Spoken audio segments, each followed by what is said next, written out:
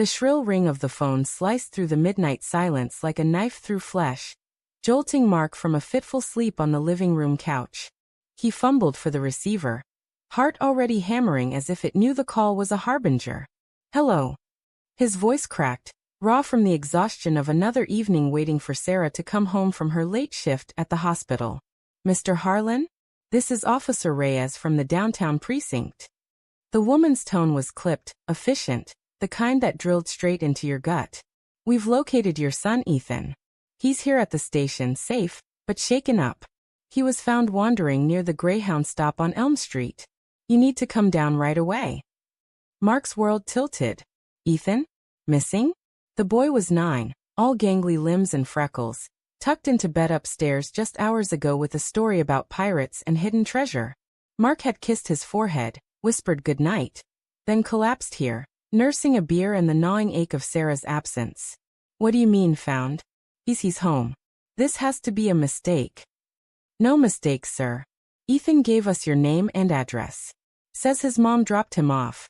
Hurry please, he's asking for you." The line went dead, and Mark was already moving, shoes slapping against the hardwood as he bolted upstairs.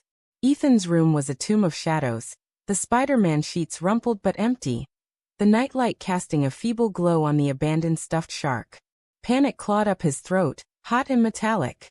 Sarah's car keys were gone from the hook by the door. Her purse vanished from the kitchen counter. No note, no text, just this void, this betrayal of routine. He drove through the rain-slick streets like a man possessed, wipers slashing at the downpour, his mind a whirlwind of fragmented fears. Car accident? Kidnapping? Had Ethan woken up sick, wandered out in a fever dream? But the officer's words echoed. His mom dropped him off. Sarah, with her gentle hands and tired smiles, the woman who'd vowed forever under a canopy of autumn leaves 12 years ago. What the hell had she done? The precinct loomed like a concrete bunker under sodium lights, its doors swallowing him whole. The lobby smelled of stale coffee and despair, fluorescent bulbs buzzing overhead like angry hornets. Officer Reyes met him at the desk, a sturdy woman in her 40s, her uniform crisp, her eyes soft with the weariness of too many family crises. "Mr. Harlan? Ethan's in the family room. He's okay physically, but he's pretty upset." Mark nodded, words lodged like stones in his chest, and followed her down a hallway lined with faded wanted posters. The door creaked open to reveal a small space with mismatched chairs, and a table scattered with crayons. There sat Ethan, dwarfed in an oversized sweatshirt that must have been borrowed from Lost and Found, his knees drawn up, fingers twisting the hem. His face, oh God, his face, was streaked with dried tears, eyes red-rimmed and hollow, like he'd aged a decade in the hours since bedtime. "Daddy." The word burst from him like a sob, and Ethan launched across the room, burying his face in Mark's shirt. Mark dropped to his knees, enveloping the boy in a crushing hug, inhaling the faint scent of shampoo and fierce sweat. "It's okay, buddy. I'm here." "What happened? Where's Mommy?" Ethan pulled back just enough to look up, his lower lip quivering. She was yelling on the phone.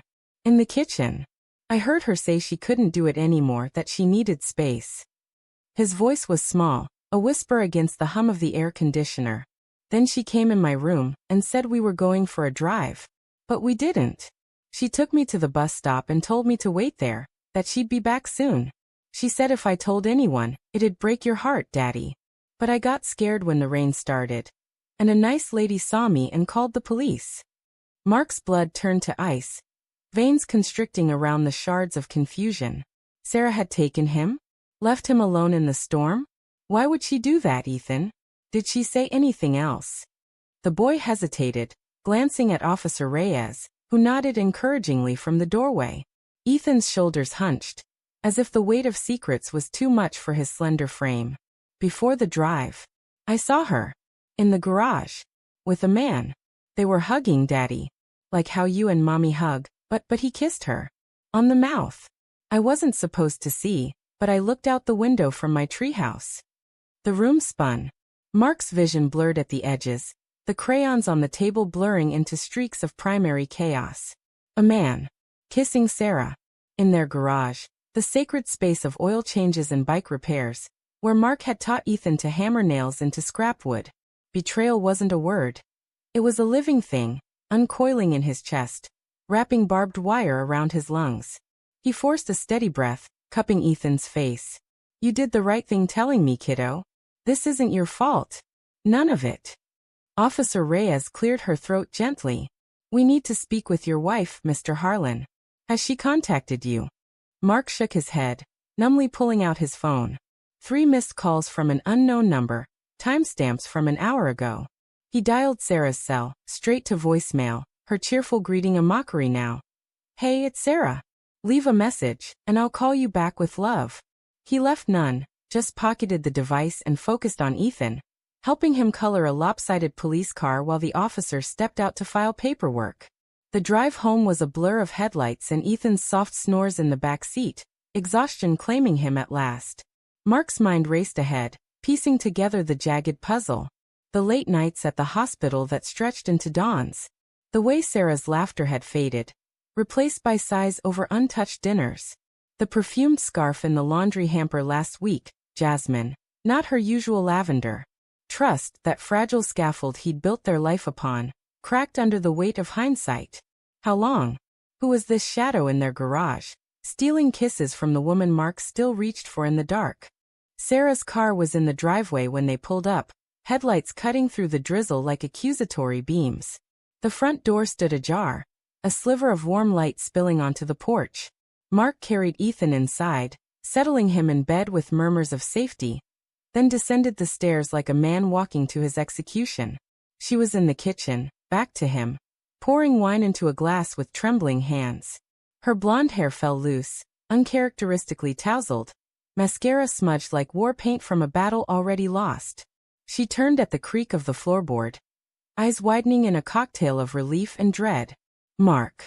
Oh God, Ethan, he's okay? The police called me too. I was on my way. On your way from where? His voice was low, a rumble building in his throat. He leaned against the doorframe, arms crossed to hide the shake in his hands. Because according to our son, you dumped him at a bus stop in the pouring rain. After he saw you with some guy in the garage. The glass slipped from her fingers, shattering against the tile in a spray of crimson shards. Sarah gasped, hand flying to her mouth, but not before Mark saw the flicker. The guilt, raw and unfiltered, chasing across her features. Ethan, he saw? Mark, it's not. Not what? Not you cheating on me? Not you lying to our kid? Telling him it'd break my heart if he spoke up. He stepped forward, the words tumbling out now, fueled by the ache blooming behind his ribs. How long, Sarah? How many late shifts were really hotel rooms? That scarf, Jasmine, right? His cologne. She sank onto a stool, shoulders slumping as sobs racked her frame. 6 months. Maybe 7. It started at a conference, Dr. Ellis from cardiology. He listened when I talked about feeling trapped, about resenting the routine. You were always working overtime at the firm, coming home distant, buried in your phone. I didn't mean for it to happen, Mark. It was just escape. Escape. The word landed like a slap, echoing the hollowness he'd felt in their bed for years. He wanted to rage, to hurl accusations like the broken glass at their feet.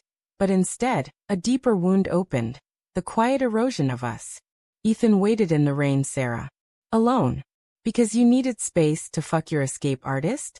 He's 9. He thinks love means pirates and promises, not this. Tears streamed down her face, carving paths through the grime of her makeup. I panicked tonight. We argued. He wanted to end it, said it was tearing him apart too. I drove with Ethan to clear my head, but the fight replayed, and I couldn't face bringing him back here, facing you. I thought I'd circle around, pick him up quick. I'm so sorry, Mark. I love you. I do. We can fix this, counseling, whatever it takes. He laughed, a bitter, hollow sound that startled them both. Love. What a fragile illusion, shattered by a boy's innocent glimpse through a window. Mark's chest tightened, memories flooding in unbidden. Their wedding dance under starlight, Ethan's first steps into his arms, lazy Sundays with pancakes and her head on his shoulder. All poisoned now, tainted by the ghost of Dr. Ellis's lips on hers. Trust wasn't just broken, it was pulverized, dust he could never reassemble. I want to believe you, he whispered, voice fracturing. God, I want to. But every time I look at Ethan now, I'll see him huddled at that bus stop, wondering why his mommy left him behind. And every time I touch you, I'll smell jasmine. Sarah reached for him, fingers brushing his sleeve, but he recoiled, the contact electric with revulsion. Don't. Just don't. He turned toward the stairs, pausing at the threshold. The rain pattered against the window like hesitant applause, underscoring the chasm between them. Tomorrow you pack a bag. Stay with your sister. We'll figure out the lawyers, the custody. For Ethan's sake. Her plea chased him up the steps. Mark, please. But he didn't look back. In Ethan's room, he curled beside the sleeping boy, arm draped protectively over his small form, listening to the rhythm of innocent breaths. Heartbreak wasn't a storm. It was the quiet aftermath, the relentless drip of what-ifs eroding the foundations of a life. As dawn crept in, gray and unforgiving, Mark closed his eyes, wondering if he'd ever sleep without the phantom ring of that phone echoing in his soul.